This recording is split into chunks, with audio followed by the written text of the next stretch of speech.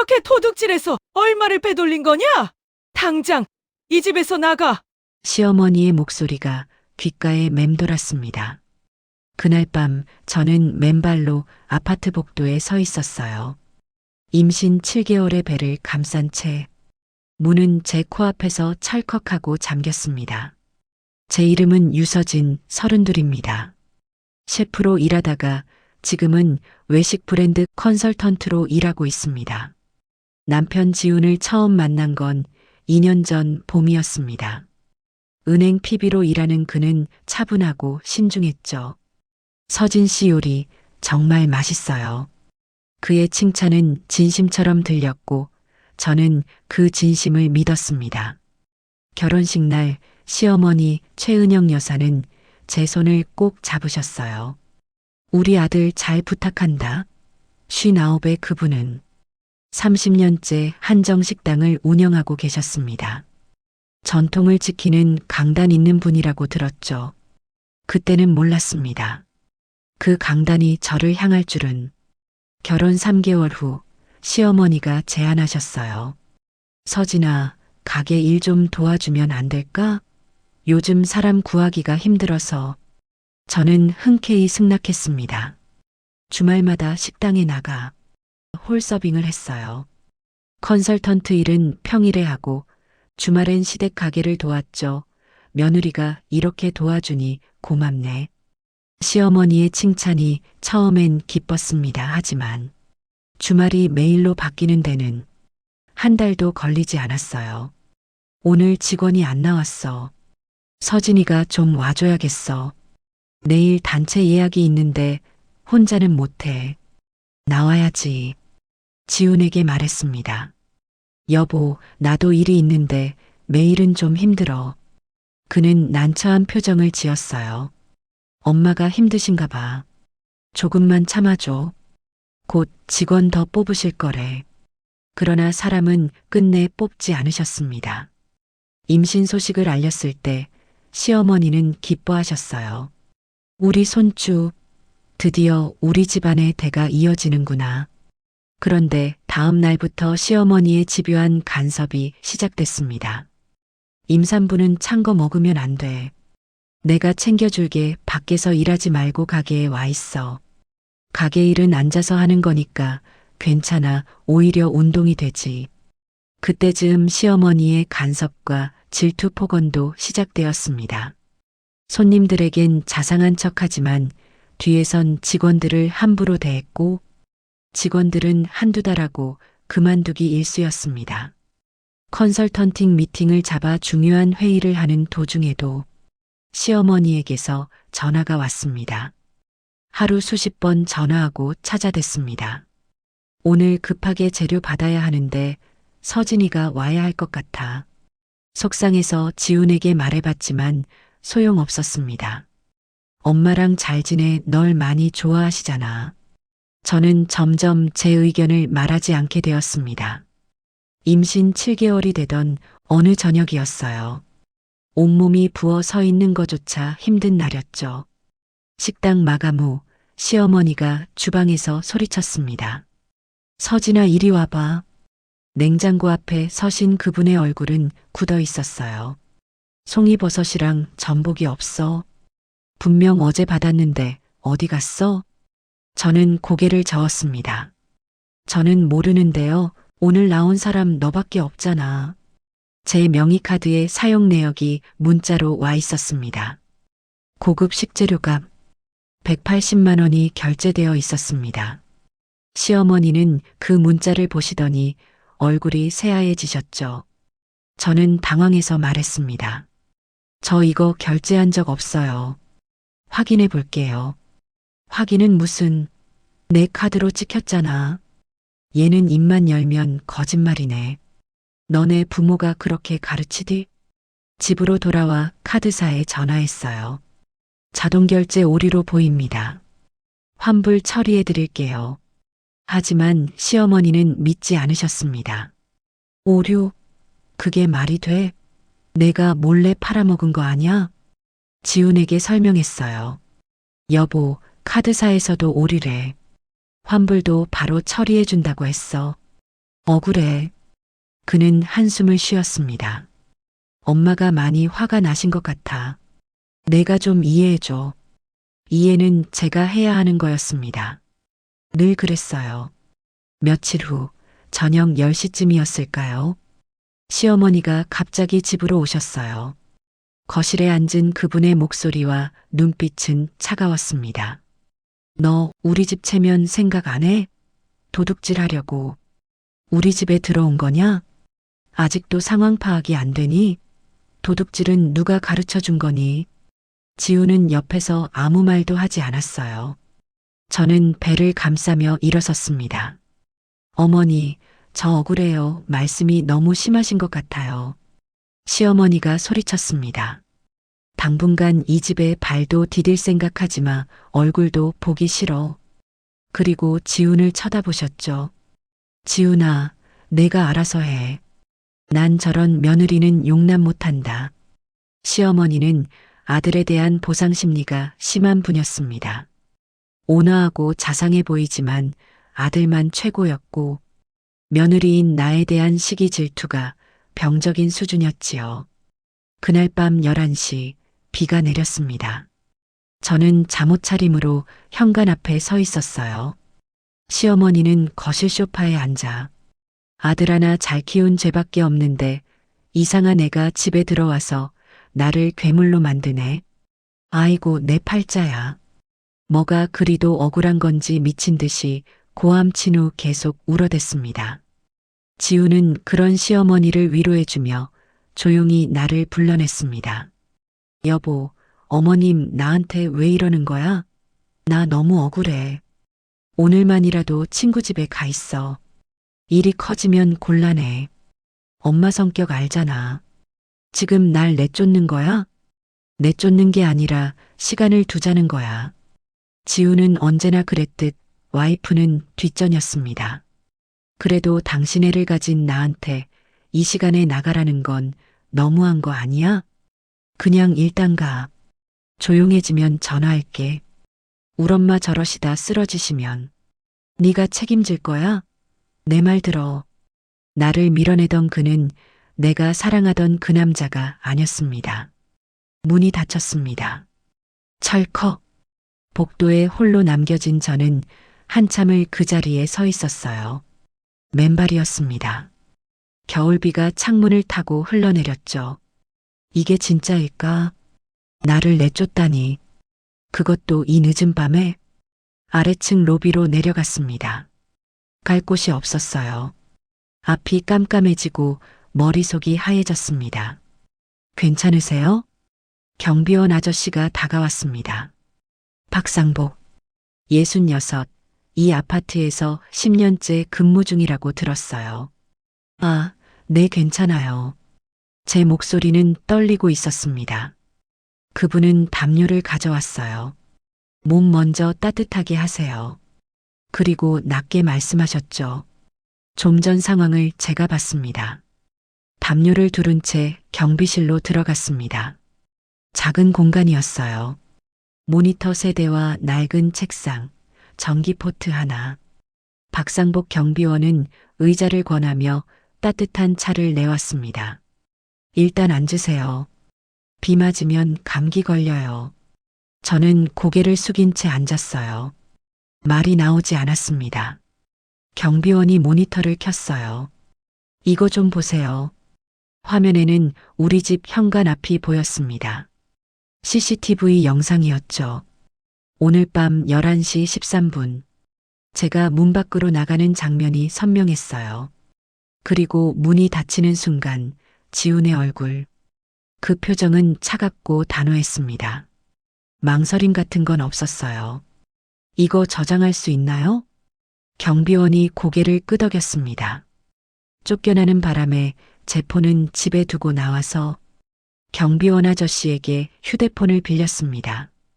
떨리는 손으로 번호를 눌렀습니다. 아버지 유건우. 엄마를 일찍 떠나보내고 저를 홀로 키워내셨습니다. 결혼식 날.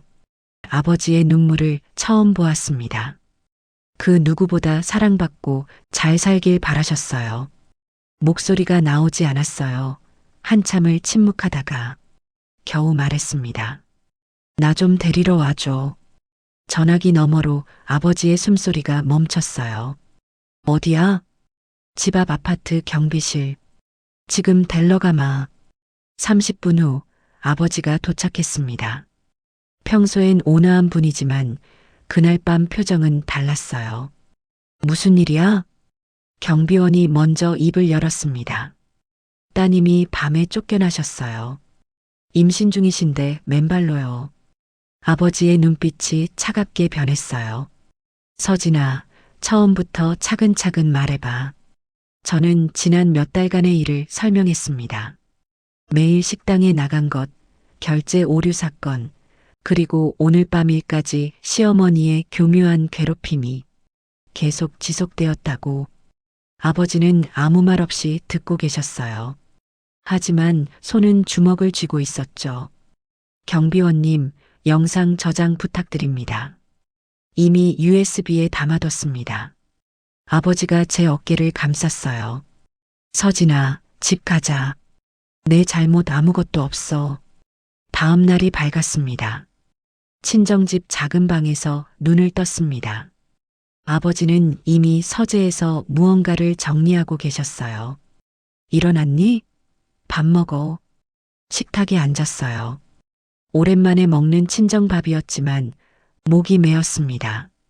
아빠, 나 이제 어떻게 해야 돼? 아버지가 서류 몇 장을 꺼냈습니다. 일단 증거부터 확보하자. 내가 잘못한 게 없다는 걸 증명해야 해. 카드 오류 확인서, CCTV 영상, 경비원 진술서, 그리고 아버지가 녹음기 하나를 건넸어요. 앞으로 시댁 사람들이랑 통화할 때 이거 켜놔. 하지만 서진아, 내가 참는다고 달라지는 건 없어. 그 말이 가슴에 박혔습니다. 오후 2시쯤 지훈에게서 전화가 왔어요. 서진아, 너 거기 간 거였어? 갑자기 왜 거기 가? 갑자기라니. 저는 녹음기를 켰습니다. 당신 어젯밤 일 기억해? 그건 엄마가 화가 많이 나셔서 나도 어쩔 수가 없었어. 잠시만 시간을 두자는 거였어. 나 맨발로 쫓겨났는데? 쫓겨난 게 아니라.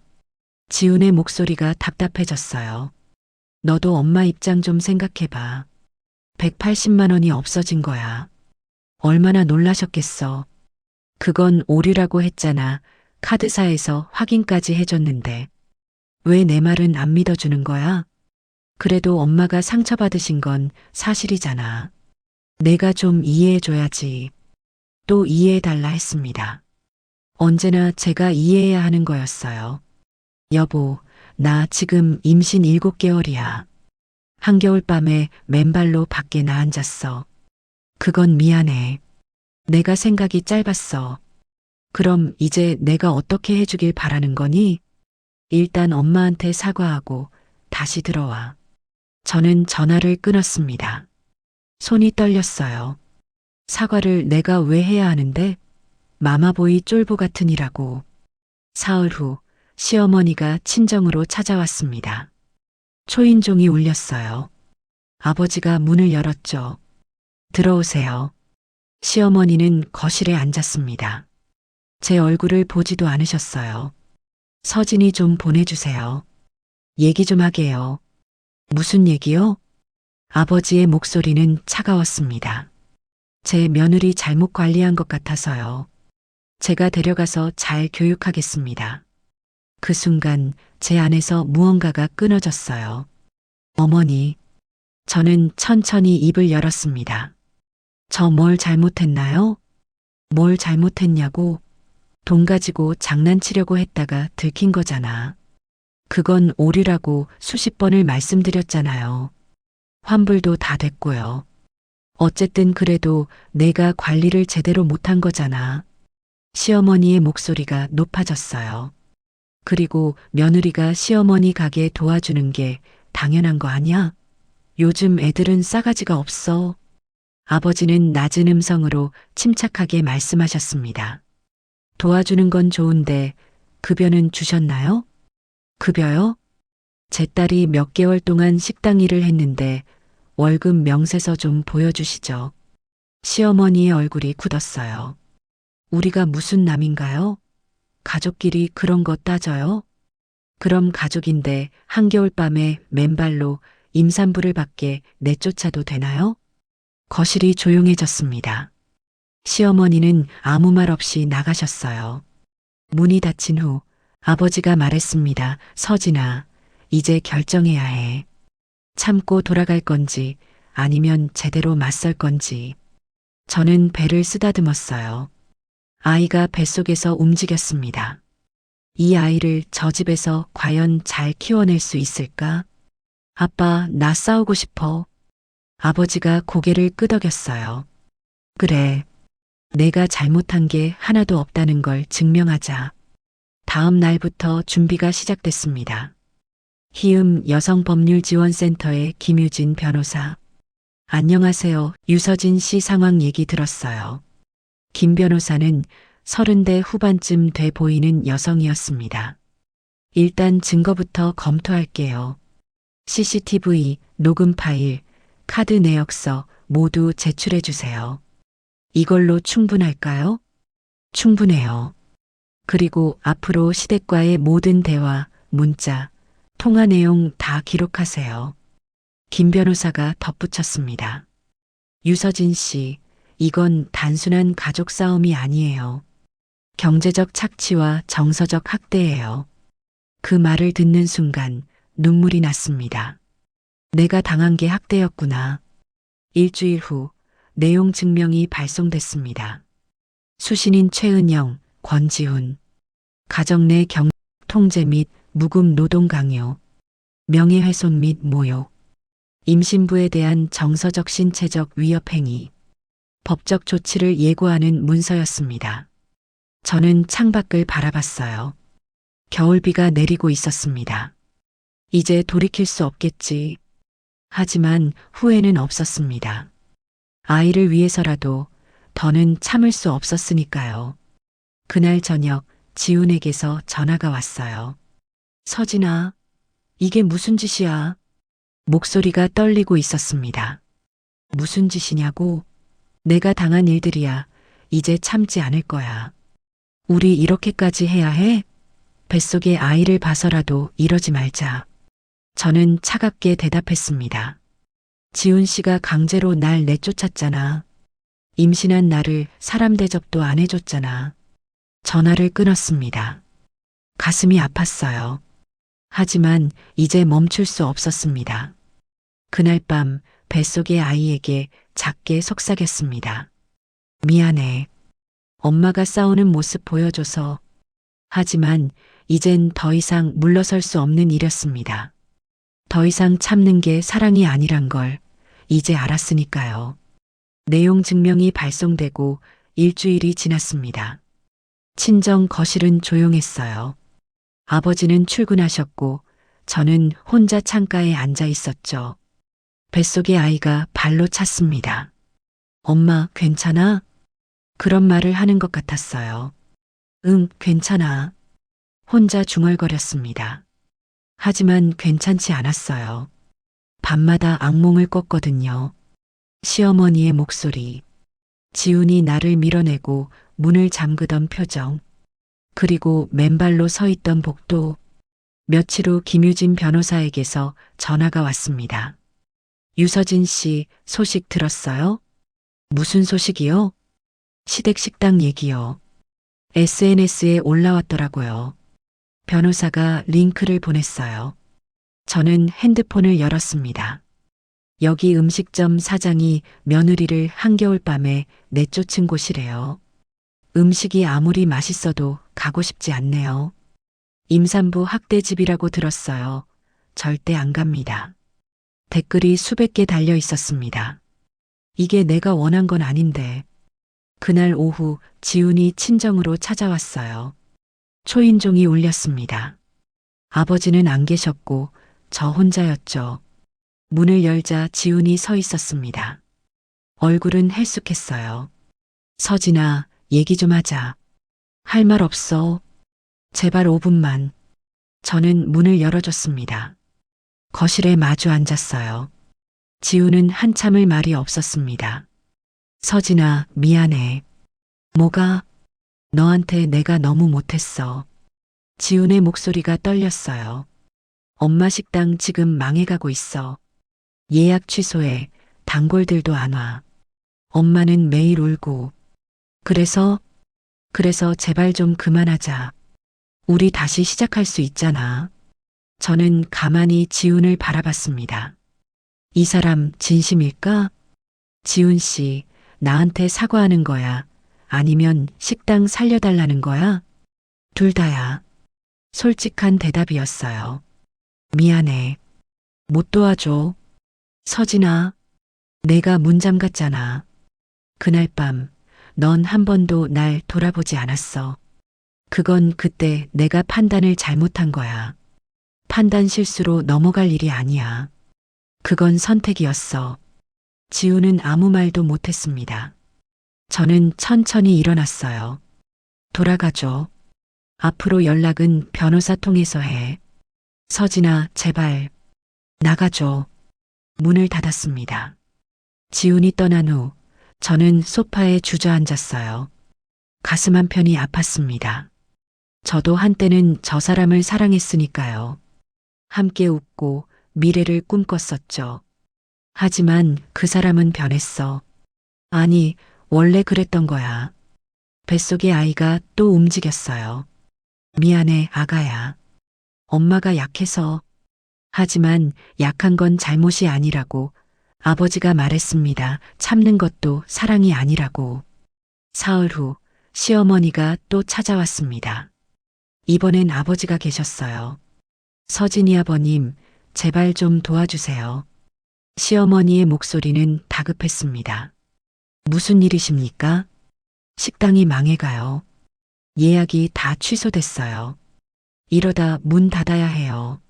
아버지는 차분히 물었습니다. 그게 제 딸 무슨 상관입니까? 서진이가 소송 취하하면 다 괜찮아질 거예요. 말도 안 되는 소리. 아버지의 목소리는 낮았지만 단호했어요. 그날 밤 제 딸이 맨발로 쫓겨났을 때 뭐하고 계셨습니까? 그건 제가 화가 너무 나서. 화가 나면 임산부를 밖에 내쫓아도 됩니까? 시어머니는 말을 잇지 못했습니다. 아버지가 덧붙였어요. 인과응보라는 말 아십니까? 네. 지금 당하시는 게 바로 그겁니다. 시어머니의 얼굴이 일그러졌어요. 그럼 우리 다 죽으라는 말씀이세요? 제대로 사과하고 보상하세요. 제 딸이 몇 개월간 무급으로 일한 대가, 정신적 피해 보상, 그리고 진심 어린 사과요. 시어머니는 입술을 깨물었습니다. 그리고 말없이 돌아가셨어요. 그날 밤 낯선 번호에서 전화가 왔습니다. 여보세요? 유서진 씨 맞으시죠? 저는 고품한 정식에서 일했던 김미숙이라고 해요. 제가 할 말이 있어서요. 최은영 사장님 일로요. 심장이 빠르게 뛰었습니다. 무슨 말씀이신지. 서진 씨만 당한 게 아니에요. 저도 그랬거든요. 저도 몇 년 전에 비슷한 일 당했어요. 급여 체불, 폭언, 그리고 횡령 누명까지. 손이 떨렸습니다. 왜 이제 연락하신 거예요? 서진 씨 용기 있더라고요. 저도 증언하고 싶어요. 다음 날 김미숙 씨를 만났습니다. 카페에 앉은 그녀는 40대 초반쯤 보였어요. 그녀가 말을 꺼냈습니다. 2년 전에 주방 보조로 일했는데 처음엔 좋았어요. 근데 몇 달 지나니까 월급이 밀리기 시작하더라고요. 가게 사정이 어렵다고 하시면서요. 그러다가 어느 날 김미숙 씨가 말을 멈췄어요. 귀한 식재료가 없어졌다고 하시더라고요. 그리고 제 탓으로 돌리셨죠. 저랑 똑같네요. 네. 근데 더 심한 건 그걸 핑계로 밀린 월급을 안 주신 거예요. 저는 할 말을 잃었습니다. 이 사람도 나처럼? 증거 있으세요? 근로계약서랑 급여 명세서요. 다 가지고 있어요. 김미숙 씨가 서류 봉투를 건넸습니다. 이거 변호사님께 전해주세요. 도움이 될 거예요. 김유진 변호사에게 서류를 전달했습니다. 변호사는 내용을 꼼꼼히 읽더니 고개를 끄덕였어요. 이거 결정적이에요. 정말요? 네. 상습적 범행이 입증되면 처벌이 더 무거워져요.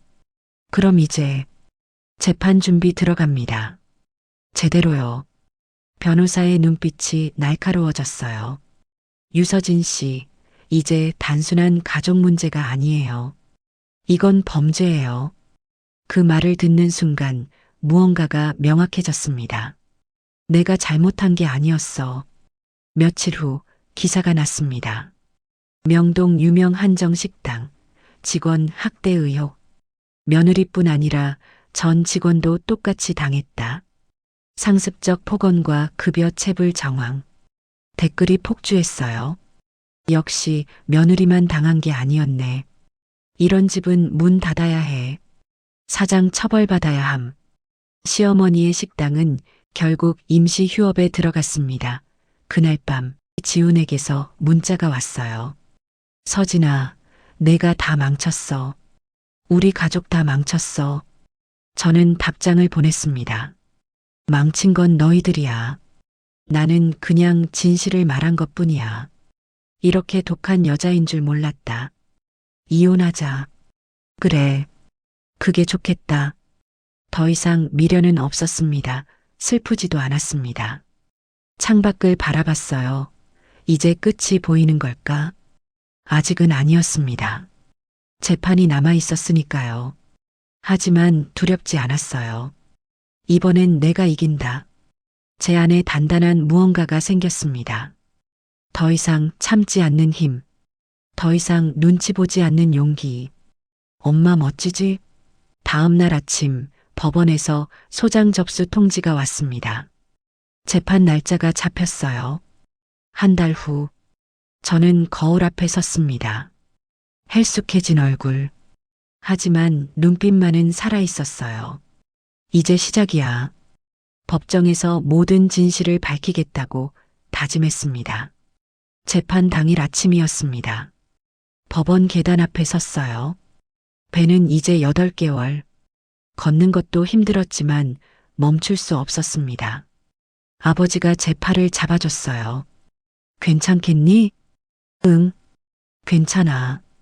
김유진 변호사가 앞서 걸었습니다. 유서진 씨, 긴장하지 마세요. 증거는 충분해요. 입구에 기자들이 보였어요. 카메라 플래시가 터졌습니다. 이게 현실이구나. 법정 문을 열었습니다. 차가운 공기가 느껴졌어요. 천장은 높고 의자는 딱딱했습니다. 반대편에 시어머니와 지훈이 앉아 있었어요. 시어머니는 검은 옷을 입고 계셨습니다. 얼굴은 창백했고 입술은 굳게 다물어져 있었죠. 지훈은 저를 쳐다보지 않았어요. 고개를 숙인 채 손만 만지작거리고 있었습니다. 저 사람들 떨고 있네. 판사가 입장했습니다. 중년의 여성 판사. 표정은 엄숙했어요. 지금부터 재판을 시작하겠습니다. 검사가 일어났습니다. 피고인 최은영은 며느리인 유서진 씨를 상대로 다음과 같은 범죄를 저질렀습니다. 모니터에 증거들이 떴어요. 첫째, 2024년 3월부터 7개월간 무급 노동을 강요했습니다. 식당에서 일하던 제 모습이 나왔습니다. CCTV 영상이었어요. 둘째, 임신 7개월인 피해자를 한겨울밤 맨발로 내쫓았습니다. 아파트 현관앞 영상이 재생됐어요. 문이 닫히는 순간 제 얼굴. 법정이 조용해졌습니다. 셋째, 허위 사실로 피해자를 도둑으로 몰아 명예를 훼손했습니다. 카드 오류 확인서가 화면에 떴습니다. 검사가 말을 이었어요. 이는 단순한 가정 불화가 아닙니다. 계획적이고 상습적인 학대입니다. 김미숙 씨가 증인석에 섰습니다. 증인, 피고인과 어떤 관계입니까? 2년 전에 고품한 정식에서 일했습니다. 어떤 일을 겪었습니까? 김미숙 씨의 목소리가 떨렸어요. 급여를 3개월간 못 받았어요. 사장님은 나중에 준다고 하셨죠. 그 후에는요? 귀한 재료가 없어졌다며 제 탓으로 돌렸어요.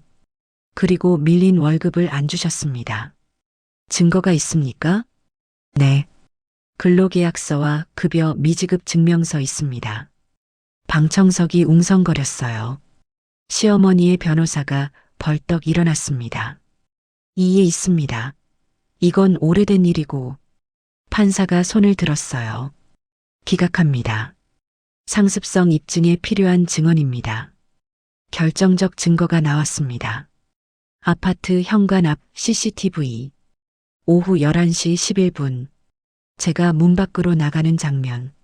잠옷 차림, 맨발, 배를 감싼 채, 그리고 문이 닫히는 순간 지훈의 얼굴이 클로즈업 됐어요. 차갑고 단호한 표정. 법정이 숨죽였습니다. 판사가 물었어요. 피고인 권지훈, 이게 사실입니까? 지훈이 일어섰습니다. 목소리가 떨렸어요. 네, 맞습니다. 임신한 아내를 한겨울밤에 내보낸 이유가 뭡니까? 어머니가 화가 많이 나셔서 쓰러지실까봐. 그래서요?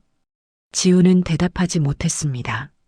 시어머니가 증인석에 섰습니다. 얼굴은 굳어 있었어요. 하지만 목소리는 떨리지 않았습니다. 피고인, 며느리를 내쫓은 이유가 뭡니까? 180만 원어치 재료가 없어졌습니다. 그의 카드로 결제됐고요. 하지만 그건 카드사 오리로 밝혀졌습니다. 그건 나중에 안 일이고요. 그럼 확인도 안 하고 내쫓은 겁니까? 제가 너무 화가 나서. 판사가 끼어들었어요. 피고인 감정적이었다는 게 변명이 됩니까? 시어머니는 입술을 깨물었습니다. 그 애가 시어머니인 저를 무시했습니다. 어떻게요? 말대꾸하고 제 말을 안 들었어요. 며느리 주제에. 그 순간 방청석이 술렁였어요. 판사의 눈빛이 차갑게 변했습니다. 며느리 주제에 라는 표현을 쓰셨습니까? 네, 아니, 그게. 더 이상 진술하지 않으셔도 됩니다. 박상복 경비원이 증인석에 섰습니다. 증인, 그날 밤 무엇을 봤습니까? 피해자가 로비에 혼자 서 계셨습니다. 맨발의 잠옷 차림이었고 비를 맞고 계셨죠. 상태가 어땠습니까? 온몸이 떨리고 계셨어요. 임산부셨는데 위험해 보였습니다. 그래서 어떻게 하셨습니까? 담요를 드리고 CCTV 영상을 보여드렸습니다. 왜 그러셨습니까? 박상복 씨가 잠시 말을 멈췄어요. 그리고 천천히 입을 열었습니다. 저도 아버지니까요. 제 딸이 저런 일을 당했다면 끔찍했을 겁니다. 방청석에서 훌쩍이는 소리가 들렸어요. 저도 눈물이 났습니다. 판사가 말했습니다. 피해자 유서진 씨, 마지막으로 하실 말씀 있습니까? 저는 천천히 일어났어요. 시어머니와 눈이 마주쳤습니다. 그분은 여전히 고개를 빳빳이 들고 계셨어요. 미안하다는 표정은 전혀 없었습니다. 저는 입을 열었어요. 저는 좋은 며느리가 되고 싶었습니다. 시어머니가 힘들어 하셔서 가게를 도왔고 말씀 잘 들으려고 이쁨 받으려고 노력했어요. 시어머니가 고개를 돌렸습니다. 하지만 저도 사람입니다. 참고 참았지만 더 이상은 죽을 것만 같았습니다. 남편도 저를 무시하기 시작하니 더 힘들었어요. 방청석이 조용해졌어요. 저는 도구가 아닙니다. 무급 노동자도 집안 체면 지키는 인형도 아니에요. 눈물이 흘렀습니다. 그날 밤 문이 닫혔을 때 저는 알았어요. 이 사람들은 날 가족으로 생각한 적이 없구나. 시어머니의 얼굴이 일그러졌어요. 재판장님, 저는 판사를 바라봤습니다. 저는 벌을 원하는 게 아닙니다. 인정받고 싶었어요. 제가 잘못하지 않았다는 걸요. 그리고 뱃속 아이에게 말해주고 싶어요. 엄마는 참지 않았다고. 엄마는 싸웠다고요. 아이에게 당당한 엄마가 되기 위해 이 자리까지 왔습니다. 판사가 망치를 들었습니다. 피고인 최은영에게 징역 1년, 집행유예 2년을 선고합니다. 피고인 권지훈에게는 위자료 5천만 원, 양육비 월 200만 원 지급을 명합니다.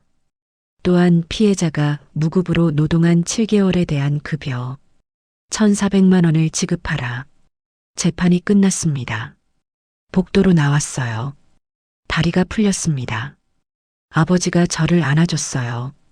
잘했어, 서진아. 정말 잘했어. 저는 그제야 울었습니다. 참았던 눈물이 쏟아졌어요.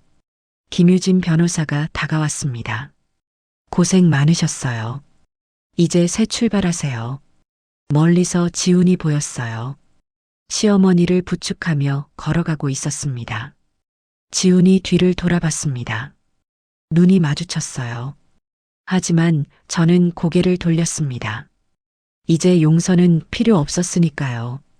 법원 계단을 내려오며 중얼거렸어요. 끝났어. 진짜 끝났어. 아가야 고생 많았어. 이제 우리 행복하기만 하자. 하늘을 올려다봤어요. 구름 사이로 햇빛이 비쳤습니다. 이제 시작이야. 새로운 삶이 기다리고 있었습니다. 재판이 끝나고 반년이 지났습니다. 창밖으로 벚꽃이 흩날렸어요. 봄이 왔습니다. 저는 작은 카페 앞에 서 있었어요. 간판에는 이렇게 적혀 있었습니다. 할인 식탁. 위로가 필요한 사람들을 위해. 제 딸 할인이가 태어난 지 석 달이 되었습니다. 작고 따뜻한 생명. 그 아이를 안고 매일 이곳에 나왔어요. 이 공간은 크지 않았습니다. 테이블 6개, 주방 하나. 하지만 여기엔 제가 원하던 모든 것이 있었어요. 집밥 같은 한 끼. 누구나 위로받고 싶을 때 올 수 있는 이곳. 하루 동안 찾는 손님은 10여 명 정도지만 전 괜찮았습니다. 매일이 행복하고 아름다웠습니다. 중년 여성 한 분이 들어왔어요. 안녕하세요. 혼자 오셨어요? 네, 여기 소문 듣고 왔어요. 그분은 구석 자리에 앉았습니다. 메뉴판을 한참 들여다보시더니 아무것도 주문하지 않으셨어요. 그냥 창밖만 바라보고 계셨죠. 저는 차 한 잔을 가져다 드렸습니다. 그분이 고개를 들었어요. 눈가가 붉었습니다. 감사합니다. 그날 그분은 2시간을 앉아 계셨어요. 아무 말 없이 돌아가실 때 작게 말씀하셨습니다. 덕분에 좀 쉬었어요. 저는 미소 지었습니다. 이게 제가 원하던 거였어요. 쉴 수 있는 공간. 어느 날 오후 익숙한 얼굴이 보였습니다. 박상복 경비원이었어요. 어머, 어떻게 오셨어요? 화분 배달 왔습니다. 그분은 큰 화분을 들고 계셨어요. 난초였습니다. 이거 제가 드리는 선물이에요. 이렇게까지 하실 필요 없는데. 박상복 씨가 웃으셨어요. 그날 밤 일 기억나세요? 네. 평생 잊을 수 없을 것 같아요. 저도요. 제가 뭔가 도울 수 있어서 다행이었어요. 우리는 잠시 말없이 서 있었습니다. 덕분에 여기까지 왔어요. 서진 씨가 용기 내셨잖아요. 전 그냥 곁에 있었을 뿐이에요. 그분은 화분을 창가에 두고 가셨습니다. 난초는 조용히 빛을 받으며 피어 있었어요. 아버지가 종종 들렀습니다. 할인이 어디 있어? 안에서 자고 있어요. 아버지는 손녀를 보러 올 때마다 환한 얼굴이었어요. 정년퇴직 후 시간이 많아지셨거든요. 서진아, 힘들진 않니? 괜찮아요. 바쁘긴 한데 행복해요. 아버지가 제 머리를 쓰다듬었습니다. 내가 자랑스럽다. 아빠가 없었으면 못했을 거예요. 아니야. 내가 해낸 거야. 그 말에 코끝이 찡했습니다. 어느 날 편지 한 통이 왔습니다. 발신인은 최은영, 시어머니였어요. 편지를 열까 말까 고민했습니다. 한참을 망설이다가 펼쳤어요. 서진아, 이 편지를 쓰는 게 맞는지 모르겠구나. 미안하다는 말을 어떻게 해야 할지도 모르겠고, 나는 내가 며느리이기 전에 사람이라는 걸 몰랐어. 아니, 알면서도 무시했던 것 같아. 식당은 문을 닫았어. 다시 열 생각은 없어. 지훈이는 혼자 살고 있고, 나도 혼자야. 외롭더구나. 그제야 알았어. 내가 얼마나 외로웠을지. 용서받으려고 쓰는 편지는 아니야. 그냥 미안했어. 할인이 잘 키우렴. 너는 좋은 엄마가 될 거야. 편지를 다 읽고 그저 이제 그분도 깨달았구나 하는 생각이 들었어요. 편지는 서랍 깊숙이 넣어뒀습니다. 어느 저녁 김미숙 씨가 다시 찾아왔습니다. 서진 씨, 안녕하세요. 어머, 미숙 씨, 어서 오세요. 그분은 한결 밝아 보였어요. 요즘 어떻게 지내세요? 저도 새 직장 구했어요. 이번엔 제대로 된 곳이요. 다행이에요. 서진 씨 덕분이에요. 용기 얻었거든요. 우리는 마주 앉아 차를 마셨습니다. 이제 저도 당당하게 살 수 있을 것 같아요. 그 말이 가슴에 와닿았습니다. 내가 싸운 게 헛되지 않았구나. 비가 내렸습니다. 창밖을 바라보며 그날 밤이 떠올랐어요. 맨발로 복도에 서 있던 날. 그때는 끝난 거라고 생각했습니다. 모든 게 무너지는 것 같았죠. 하지만 그건 끝이 아니었어요. 시작이었습니다. 저는 그날 밤 배웠습니다.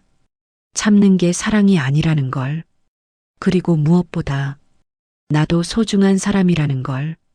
할인이가 울음을 터뜨렸습니다. 주방에서 달려갔어요. 왜 그래, 아가야? 안아 올리자 울음이 멈췄습니다.